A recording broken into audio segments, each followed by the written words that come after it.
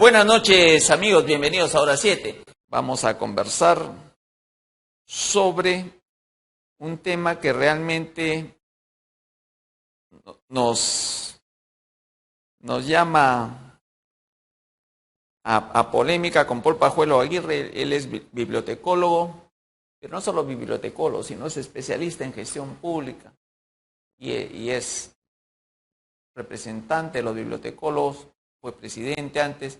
Muy buenos días, muy buenas noches, perdón, Paul. ¿Cómo estás? Bienvenido a Hora 7. Muy buenas noches, Miguel. Gusto saludarte, como siempre. Gracias por la invitación y permíteme, sobre todo, saludar a todos nuestros colegas de todo el país hoy día por el Día del Bibliotecólogo, 14 de noviembre. Estamos con ellos, como siempre, y gracias por su abnegada labor, que siempre están por el desarrollo del país, por el desarrollo de la educación. Muchísimas gracias. No, gracias a ti, Paul, y por supuesto, feliz día. Y comenzamos con el tema polémico que hablábamos en interno.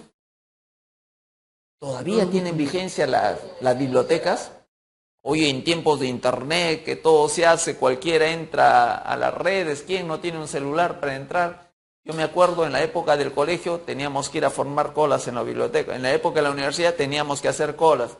Y eso, a veces había tan pocos libros que tenías que ir uno u otro turno. Hoy día coges el aparatito bendito y tienes todo.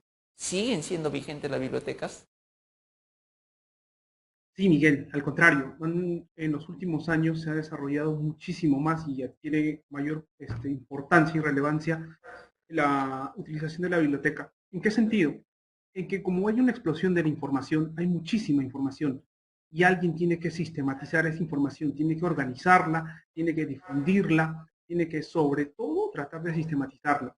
Y en eso se encargan los bibliotecólogos. Por eso es que esta carrera es valiosa para el país porque le permite el desarrollo que todos ansiamos en realidad, desde el niño que van haciendo, que van los primeros pasos, en el caso de los colegas que hacen difusión de la lectura, animación de lectura, para que el niño desde sus primeros pasos ya tenga el contacto con el libro, desde que uno es casi un bebé, de ahí hasta el tema de las universidades, ¿no? Desde la producción científica, la producción académica, de cómo las bibliotecas virtuales y físicas contribuyen a ese desarrollo. En el caso concreto, por ejemplo, ahora el ciudadano común y corriente, yo le sugiero que cuando usted tenga alguna duda, en el caso de COVID, de alguna enfermedad que ahora lamentablemente al parecer está regresando, uno vaya a la fuente bibliográfica verdadera, como es por ejemplo la Biblioteca Virtual de la Organización Mundial de la Salud, o la Biblioteca Virtual del Instituto Nacional de Salud, o del Ministerio de Salud.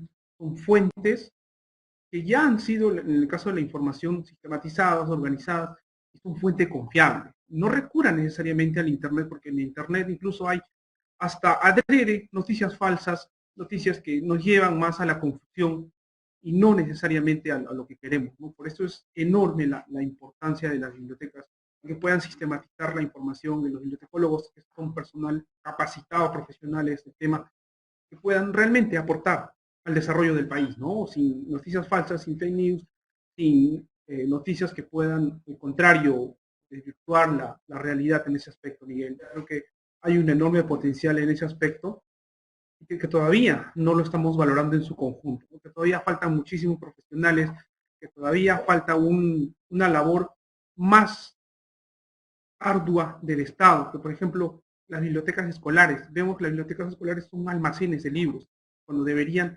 convertirse en iniciar a los alumnos ya en investigación, en la ciencia, en la animación a la lectura, en ver los últimos acontecimientos en el tema de lo que va sucediendo. Tiene un enorme potencial, Miguel. Creo que en los próximos años esperamos nosotros que como país logremos ese ansiado cambio.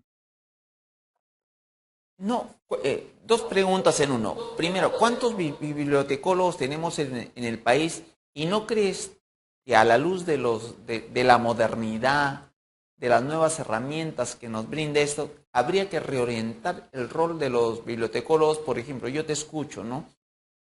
Pero ir a una biblioteca, que un niño vaya a una biblioteca, hoy día las bibliotecas son casi museos, es difícil que el niño vaya, entonces consulta de frente. Yo digo, no debiera orientarse el rol del bibliotecólogo ahora más hacia los colegios, más hacia las universidades, de tal modo que yo tenga un orientador ahí, Paul, quiero saber más con el tema que tú decías del COVID, ¿no? ¿Qué libros puedo consultar, no? Que si yo te tuviera a mi costado, yo universitario, me vas a ser más útil. Yo escolar, me vas a ser más útil. ¿No crees que desde ahí tendría que partir una reorientación? Por sí, Miguel. Lo que pasa es que lamentablemente vivimos en el mundo al revés.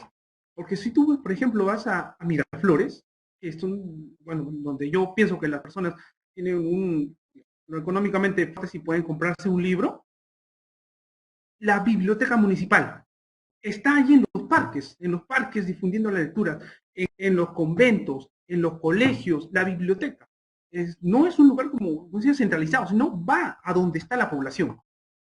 Pero anda a ver en San Juan del Urigancho, donde debería ser 5 veces mejor el trabajo, es al contrario, donde las personas que quizás ni siquiera pueden acceder a un libro, poder comprarse un libro, ni siquiera tienen el acceso a la biblioteca.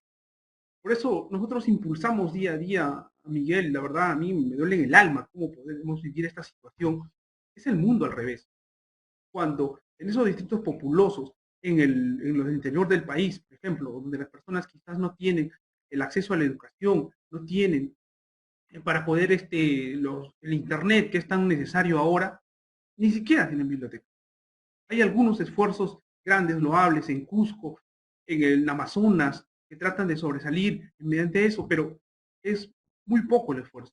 Por eso estamos impulsando este gran cambio, Miguel, día a día, por más que a veces las condiciones sean adversas, pero estamos ahí, es una lucha de David contra Goliat, que esperamos en los próximos años, las próximas generaciones puedan valorar eso.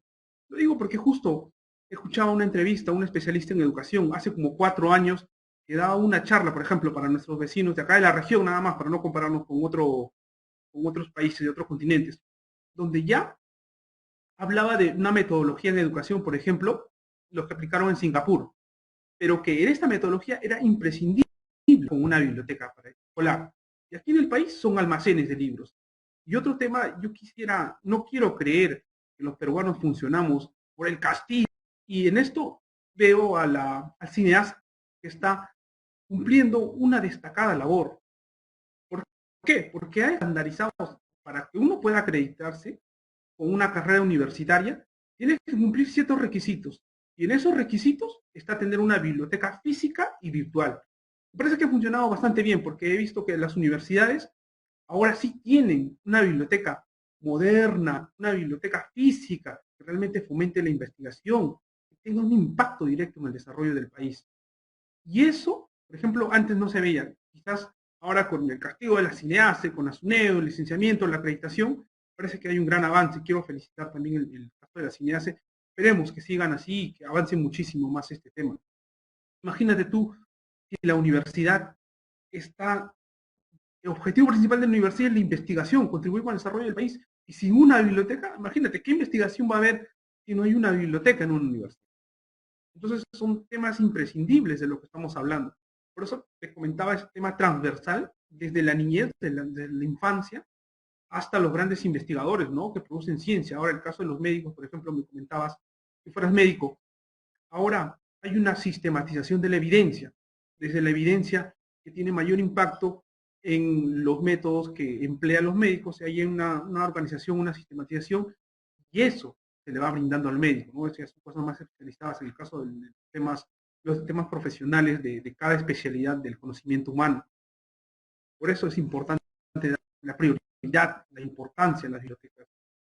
Miguel, en eso ¿No, andamos no todo crees, el tiempo, ¿no? no crees también que una posibilidad sería, Siloni Gómez, mi compañera, y acá en Hora 7 también la productora del programa, manejamos un proyecto, manejaba ella para ser más exacto, de biblioteca móvil, que trataba de manejarlo llevando a las comunidades, buscando fomentar el hábito de la lectura. La pandemia tumbó un poquito el proyecto, pero ¿no crees que ese proyecto de bibliotecas móviles podría partir, por ejemplo, en lugar de la propia Biblioteca Nacional del Estado, ¿no? Porque ¿cómo hacer que nuestro pueblo lea si no le damos las facilidades? Primero, los libros no son baratos en este país y los libros baratos, en buen romance, son los libros pirateados. Entonces, Yo decía eso en algún momento, decía eso es democratización de la cultura popular, pero está mal. Entonces, no podría generarse, no sientes tú que, por ejemplo, si el bibliotecólogo fuese a la comunidad, trabajemos con los niños, ¿podríamos ayudar más? Exacto, Miguel, de eso se trata. Por eso te comentaba esos ejemplos.